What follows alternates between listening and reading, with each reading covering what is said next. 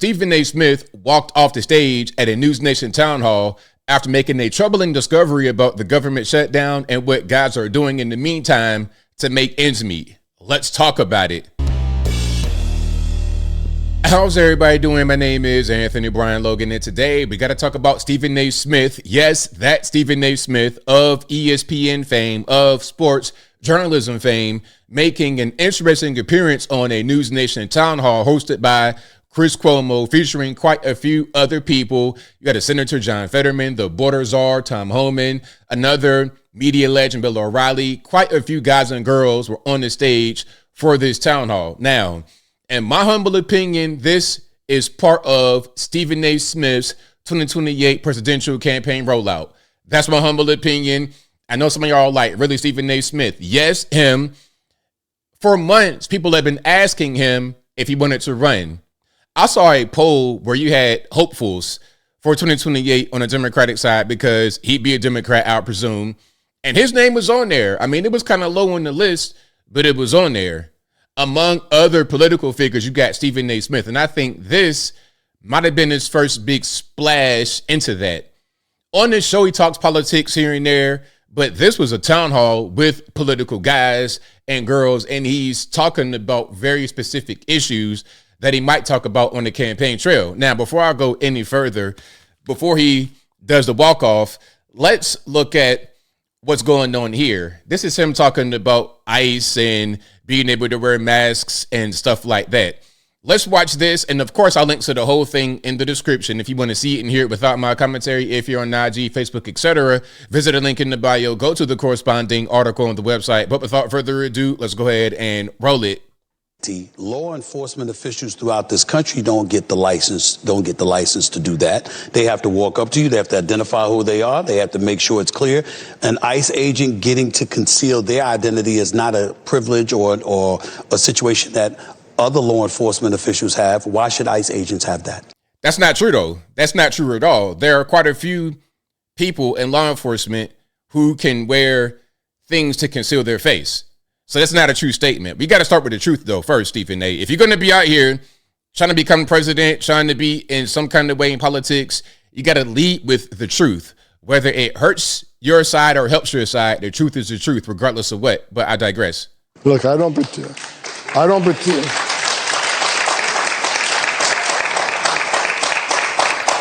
particularly like the mask either, but name another law enforcement agency that's over 1,000% attacks on them. And name another law enforcement agency whose spouses and children have been doxxed on social media and been attacked and bullied in churches and schools. These men and women put a gun on their hip and wear a Kevlar vest to go on the streets every day, look for the worst of worst, makes this country safer. Them wearing a mask, if that protects them and protects their families, then that has to be done.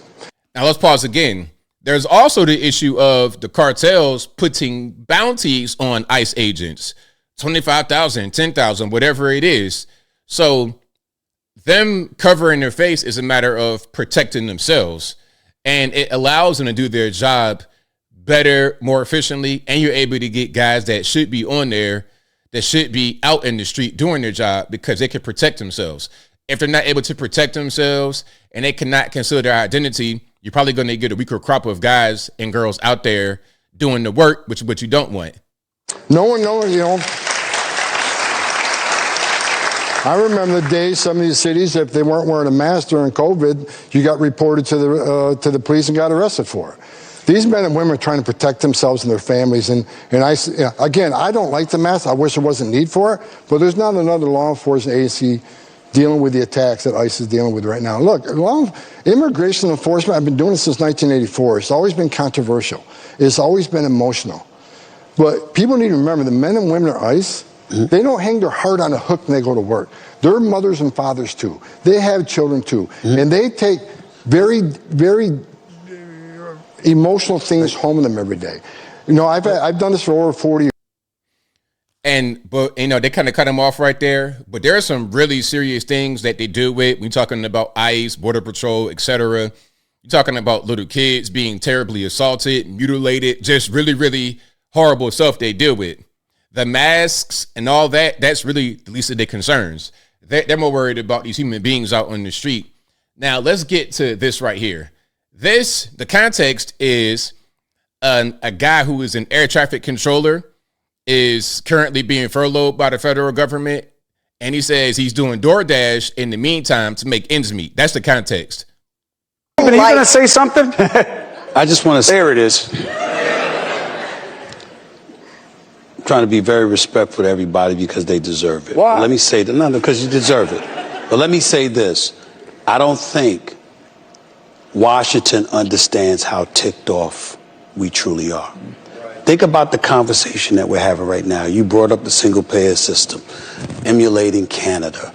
You know, we're looking at a president that just gave $20 billion to Argentina. We're hearing about or witnessing what I consider to be a retribution tour. And even though to some degree I don't blame him because of how people went after him, still it appears to be counterproductive. Let's pause for a minute. Stephen A., I like him, but what I'm noticing so far is that he'll say what he thinks is fair rather than having a core set of principles upon which he hangs his hat every night. Now, the whole thing about Argentina, I've heard that mentioned quite a bit. That's a talking point.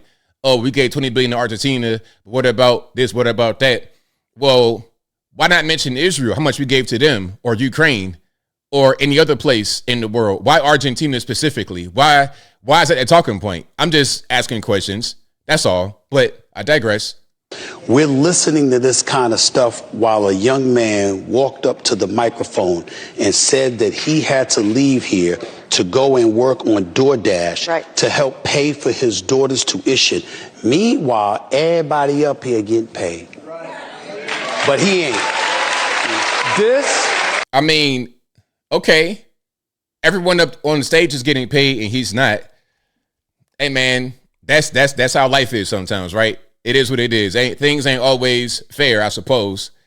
But this is a battle that's being fought between political people, and the ultimate issue is the Democrats want to give healthcare to illegal aliens. So if you're worried about us spending money where it shouldn't go, maybe that could be a thing you talk about rather than the $20 billion to Argentina. Is this kind of stuff right here. That's how you know, and I'm not accusing any of you directly or personally of feeling this way. I'm just talking about the apparatus that is Washington, the nation's capital. This is why you have so many Americans, excuse my language, so pissed off at Washington, because somehow, some way you get to have these conversations, engage in specific elements of it to talk about what we need to do to get things better. Our debt is $37.8 trillion. Somehow, some way, the taxpayer's been paying this, been throwing money, because we all look at our check, and it's been going to the government. And somehow, some way, you're supposed to be doing something constructive and productive enough to make sure that we don't have that kind of deficit. It isn't happening. A government shutdown is going on right now. A man has to work on DoorDash when he's really an air traffic controller that we applauded. And we're up here talking about how much some money is going to cost. And the only person that don't have a check coming is him. You know what I'm going to do? I'm going to take a break. All right, there we go. So, Stephen A., the 2028 campaign rollout, you're seeing it right before your eyes right now. Now, I'm going to ask y'all before I wrap it on up, put the bow on top. Would y'all vote for Stephen A. Smith? Would that be somebody that you'd vote for? Now, I know he'll be a Democrat, I'm sure. What he said right there was Democratic talking points for the most part. He's more like, I look at Stephen A. like a Eric Adams, a moderate Democrat. That's how I look at him, but more to the left, much more to the left than, let's say, Donald Trump is. Trump is more of a center guy as well, but center right. Stephen A. center left and a little bit straight left when it comes to certain things that he thinks he has to say to appease the Hollywood people. But would you vote for him? Is there a universe in which Stephen A. would make sense? He was getting some applause from the crowd. It's a NewsNation crowd, and NewsNation is kind of like centrist, maybe center right, center left. So he was getting some applause. Personally, I would not vote for Stephen A. because I'm listening to what he's saying, and it sounds like he's trying to please people and not totally telling the 100% truth. And he is still on the left. I respect a lot of what he says. I agree with him on quite a lot, but not everything, not enough to vote for him. But I think I'll leave that right there for now. And what say you? What's your opinion about Stephen A. Smith on this NewsNation town hall hosted by Chris Cuomo? Did you watch the entire thing? Did you just see my clips? Whatever your thoughts are, let me know in the comments below. You guys know where I'm at.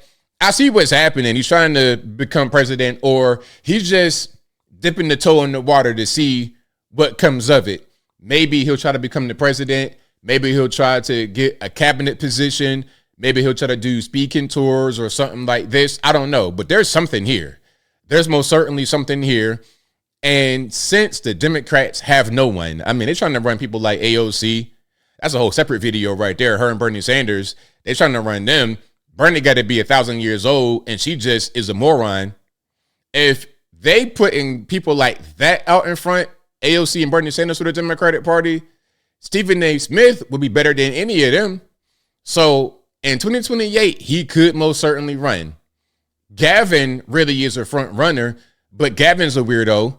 When you're looking at Gavin Newsom speak and Stephen A. Smith speak, there's differences. One is clearly a lot more composed, cool, calm, collected than the other. And everybody knows who it is. But whatever your thoughts are, please let me know in the comments below. And that's all I got to say for this video. If you like what you heard, please comment, rate, share, and subscribe. Peace.